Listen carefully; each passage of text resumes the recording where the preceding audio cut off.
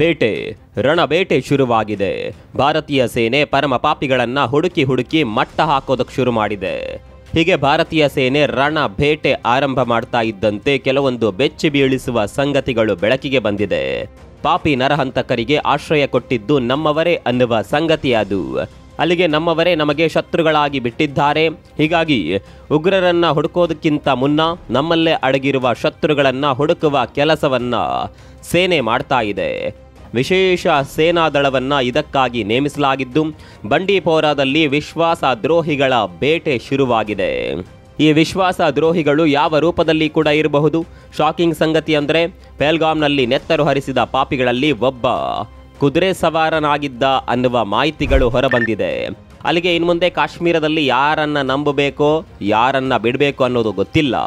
ಹೀಗೆ ಒಂದು ಕಡೆ ವಿಶ್ವಾಸ ದ್ರೋಹಿಗಳ ಬೇಟೆ ನಡೀತಾ ಇದ್ರೆ ಮತ್ತೊಂದು ಕಡೆಯಲ್ಲಿ ಭಾರತದ ಅತ್ಯಾಪ್ತ ಸ್ನೇಹಿತರು ಸಹಾಯಕ್ಕೆ ಧಾವಿಸಿ ಬಂದಿದ್ದಾರೆ. ಇಸ್ರೇಲ್ ತನ್ನ ಬಲಿಷ್ಠ ಯುದ್ಧ ವಿಮಾನವನ್ನೇ ಭಾರತಕ್ಕೆ ಕಳಿಸಿಕೊಟ್ಟಿದೆ. ಇಸ್ರೇಲ್ನ ಯುದ್ಧ ವಿಮಾನ ಭಾರತಕ್ಕೆ ಬಂದಿಳಿಯುತ್ತಿದ್ದಂತೆ ಅಮೆರಿಕ ಕೂಡ ತನ್ನ ಯುದ್ಧ ವಿಮಾನವನ್ನ ಭಾರತಕ್ಕೆ ಕಳಿಸಿದೆ. ಅಲ್ಲಿಗೆ ಭಾರತ ದೊಡ್ಡದೊಂದು ಪ್ಲಾನ್ ಮಾಡ್ತಾ ಇದೆ ಅನ್ನೋದು ಪಾಕಿಸ್ತಾನಕ್ಕೆ ಕೂಡ ಗೊತ್ತಾಗಿದೆ. ಏನ್ ಗೊತ್ತಾದ್ರೆ ಏನ್ ಪ್ರಯೋಜನ ಹೇಳಿ? ಪಾಕಿಸ್ತಾನದಿಂದ ಏನೇನು ಮಾಡೋದಕ್ಕೆ ಸಾಧ್ಯವಿಲ್ಲ. ಎಲ್ಲಿವರೆಗೆ ಅಂದರೆ ಇದೇ ಸಮಯವನ್ನ ನೋಡಿಕೊಂಡು ಬಲೂಚಿಸ್ತಾನಿ ಹೋರಾಟಗಾರರು ಪಾಕ್ ಸೇನೆಯ ಮೇಲೆ ದಾಳಿ ಮಾಡಿದ್ದಾರೆ. ಕೇವಲ ದಾಳಿ ಮಾಡಿದ್ದು ಮಾತ್ರವಲ್ಲ, ಪಾಕಿಸ್ತಾನ ಸೇನೆಯ 10 ರಿಂದ 15 ಜನ ಸೈನಿಕರನ್ನ ಒಡಿಸ್ ಮಾಡಿದ್ದೇವೆ ಅಂತ ಬಲೂಚ್ ಆರ್ಮಿ ಹೇಳ್ತಾ ಇದೆ. ಪಾಕಿಸ್ತಾನಕ್ಕೆ ಎಂತಹ ಪರಿಸ್ಥಿತಿ ಬಂದಿದೆ ನೋಡಿ. ತನ್ನವರ ವಿರುದ್ಧವೇ ಹೋರಾಟ ಮಾಡೋದಕ್ಕೆ ಆಗ್ತಾ ಇಲ್ಲ, ಇನ್ನು ಭಾರತದ ವಿರುದ್ಧ ಹೋರಾಡೋದು ದೂರದ ಮಾತು ಬಿಡಿ. ಅಷ್ಟಕ್ಕೂ ಇಸ್ರೇಲ್ ಹಾಗೂ ಅಮೆರಿಕಾದ ಯುದ್ಧ ವಿಮಾನಗಳು ಭಾರತಕ್ಕೆ ಬಂದಿಳಿದಿರೋದು ಯಾಕೆ? ಕಾಶ್ಮೀರದಲ್ಲಿ ಯಾವ ರೀತಿಯ ಕಾರ್ಯಾಚರಣೆ ನಡೀತಾ ಇದೆ? ಬಲೂಚಿಗಳು ಪಾಕ್ ಸೈನಿಕರ ನರ ಮೇಧ ನಡೆಸಿದ್ದು ಹೇಗೆ? ಎಲ್ಲವನ್ನ ತೋರಿಸ್ತೀವಿ ನೋಡಿ.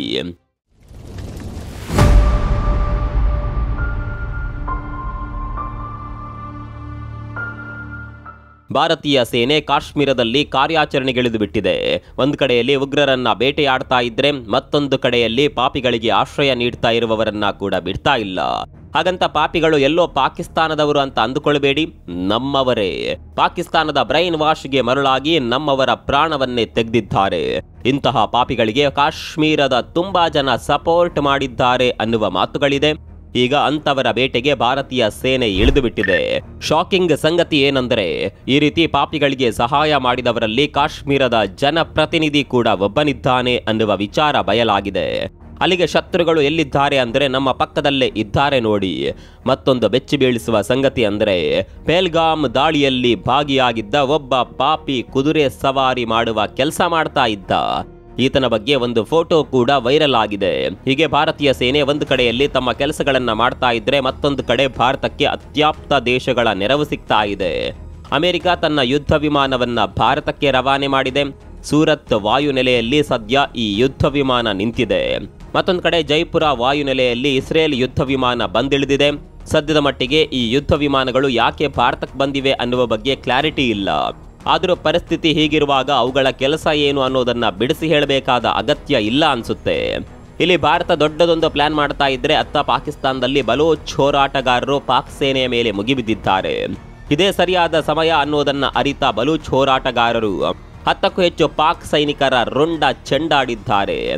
ಹೌದು, ಕೇವಲ ಭಾರತ ಮಾತ್ರವಲ್ಲ, ಪಾಕಿಸ್ತಾನದಲ್ಲೇ ಇರುವ ಬಲೂಚ್ ಲಿಬರೇಷನ್ ಆರ್ಮಿ ಕೂಡ ಪಾಕಿಸ್ತಾನವನ್ನ ಕಾಡೋದಕ್ಕೆ ಶುರು ಮಾಡಿದೆ.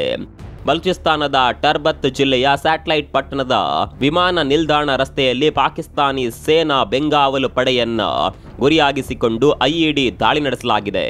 ಈ ದಾಳಿಯಲ್ಲಿ ಪಾಕಿಸ್ತಾನ ಸೇನೆಯ 10ಕ್ಕೂ ಹೆಚ್ಚು ಜನ ಸೈನಿಕರು ಪರಲೋಕ ಸೇರಿದ್ದಾರೆ ಅಂತ ಸ್ವತಃ ಬಲೂಚ್ ಪಡೆಗಳೇ ಹೇಳ್ತಾ ಇದೆ.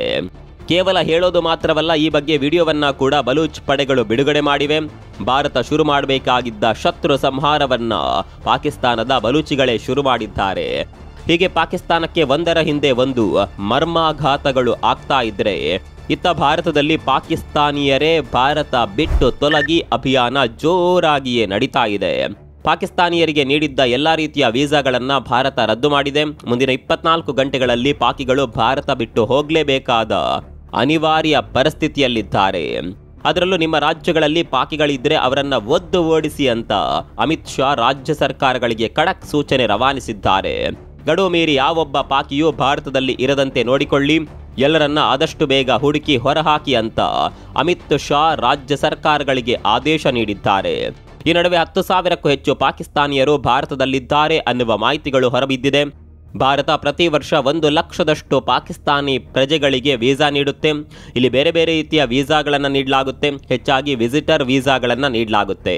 ಹಾಗಂತ ಇಲ್ಲಿ ಪಾಕಿಸ್ತಾನಿಗಳಿಗೆ ಪ್ರವಾಸಿ ವೀಸಾವನ್ನ ಭಾರತ ನೀಡೋದಿಲ್ಲ. ಸ್ನೇಹಿತರನ್ನ ಭೇಟಿಯಾಗೋದಕ್ಕೆ, ತನ್ನ ಕುಟುಂಬಸ್ಥರನ್ನ ಭೇಟಿಯಾಗೋದಕ್ಕೆ ಕೆಲವು ಅನಿವಾರ್ಯ ಕಾರಣಗಳಿಗಾಗಿ ಮಾತ್ರ ಭಾರತ ಪಾಕಿಗಳಿಗೆ ವೀಸಾ ಕೊಡುತ್ತೆ. ಹಾಗಂತ ಸುಲಭದಲ್ಲಿ ಪಾಕಿಗಳಿಗೆ ವೀಸಾ ಸಿಗುತ್ತೆ ಅಂತ ಅಂದುಕೊಳ್ಳಬೇಡಿ. ಪಾಕಿಗಳು ಭಾರತದ ವೀಸಾ ಪಡಿಬೇಕು ಅಂದ್ರೆ ನರಕ ಪಡಬೇಕು. ಹಲವಾರು ಷರತ್ತುಗಳನ್ನ ಪಾಕಿಗಳಿಗೆ ವಿಧಿಸಲಾಗುತ್ತೆ. ವಿಸಿಟಿಂಗ್ ವೀಸಾ ಇಟ್ಕೊಂಡು ಭಾರತ ಪೂರ್ತಿ ಸುತ್ತೋದಕ್ಕೆ ಆಗೋದಿಲ್ಲ.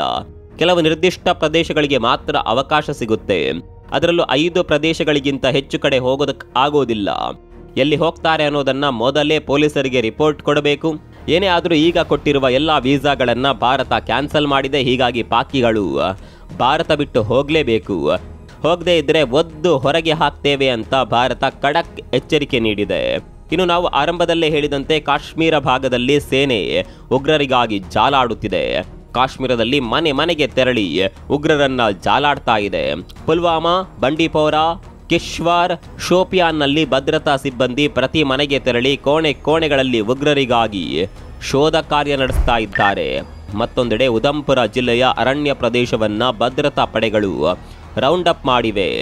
ಸೇನೆ, ಪೊಲೀಸ್ ಮತ್ತು CRPFನ ವಿಶೇಷ ಪಡೆಗಳು ಸೇರಿಕೊಂಡು ಆಪರೇಷನ್ ನಡೆಸ್ತಾ ಇದ್ದು ಡ್ರೋನ್ ಹಾಗೂ ಹೆಲಿಕಾಪ್ಟರ್ಗಳನ್ನು ಇದಕ್ಕಾಗಿ ಬಳಸಿಕೊಳ್ಳಲಾಗ್ತಾ ಇದೆ. ಹೀಗೆ ಶೋಧ ಮಾಡ್ತಾ ಇರುವ ಭದ್ರತಾ ಪಡೆಗಳು ಉಗ್ರರು ಯಾವ ಬಿಲದಲ್ಲಿ ಅಡಗಿದ್ರು ಬಿಡೋದಿಲ್ಲ ಅಂತ ಶಪಥ ಮಾಡಿದೆ.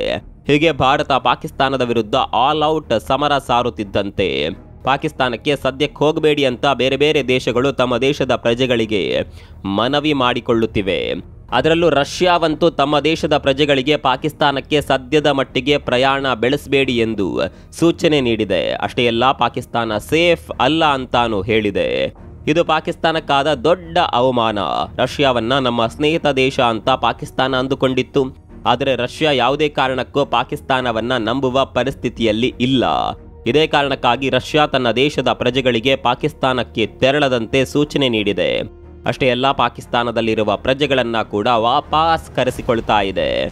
ಭಾರತ ಒಂದು ಕಡೆ ಯುದ್ಧಕ್ಕೆ ಸಿದ್ಧತೆ ಮಾಡಿಕೊಳ್ತಾ ಇದ್ರು, ಮತ್ತೊಂದು ಕಡೆ ಜಲಯುದ್ಧವನ್ನ ದೊಡ್ಡ ಮಟ್ಟದಲ್ಲೇ ಸಾರಿದೆ. ಭಾರತ ಸಾರಿರುವ ಈ ಜಲಯುದ್ಧವನ್ನ ನೋಡಿ ಪಾಕ್ ಅಕ್ಷರಶಃ ಹೌಹಾರಿದೆ. ಈ ಒಪ್ಪಂದ ಹೇಗಾಯಿತು, ಈಗ ರದ್ದಾದರೆ ಏನೆಲ್ಲ ಆಗುತ್ತೆ ಅನ್ನುವ ಬಗ್ಗೆ ಹಿಂದಿನ ವಿಡಿಯೋದಲ್ಲೇ ವಿವರವಾಗಿ ಹೇಳಿದ್ದೇವೆ. ಸದ್ಯಕ್ಕೆ ಭಾರತ ಸಂಪೂರ್ಣವಾಗಿ ನೀರಿನ ಹರಿವನ್ನ ಸ್ಟಾಪ್ ಮಾಡಿದೆ. ಹೀಗಾಗಿ ಸಿಂಧು, ಜೀಲಂ ಮತ್ತು ಚೀನಾಬ್ ನದಿಗಳ ಮೇಲೆ ಸಂಪೂರ್ಣ ನಿಯಂತ್ರಣ ಭಾರತಕ್ಕೆ ಸಿಕ್ಕಿದೆ. ನಿಮಗೆ ಗೊತ್ತಿರುವ ಹಾಗೆ ಪಾಕಿಸ್ತಾನದ 80% ಕೃಷಿ ಭೂಮಿ ಸಿಂಧು ನದಿಯ ನೀರಿನ ಮೇಲೆ ಅವಲಂಬಿತವಾಗಿತ್ತು. ಈಗ ನೀರಿನ ಹರಿವು ನಿಂತಿರೋದ್ರಿಂದ ಪಾಕಿಸ್ತಾನದ ಕೃಷಿ ಸಂಪೂರ್ಣವಾಗಿ ಒಣಗಿ ಹೋಗಲಿದೆ. ಈಗಾಗಲೇ ಪಾಕಿಸ್ತಾನದಲ್ಲಿ ನೀರಿನ ಹರಿವು ಕಡಿಮೆಯಾಗಿದ್ದು ಕರಾಚಿ, ಲಾಹೋರ್ನಂತಹ ದೊಡ್ಡ ನಗರಗಳು ಸಿಂಧು ನದಿಯ ನೀರನ್ನ ಕುಡಿಯಲು ಬಳಸುತ್ತವೆ. ಈಗ ಅದಕ್ಕೂ ಕೂಡ ಕಂಟಕ ಎದುರಾಗಿದೆ. ನಿಮ್ಮ ಪ್ರಕಾರ ಮುಂದಿನ ದಿನಗಳಲ್ಲಿ ಭಾರತ ಪಾಕಿಸ್ತಾನಕ್ಕೆ ಯಾವ ರೀತಿಯ ತಿರುಗೇಟು ಕೊಡಬೇಕು? ಕಾಮೆಂಟ್ ಮಾಡಿ.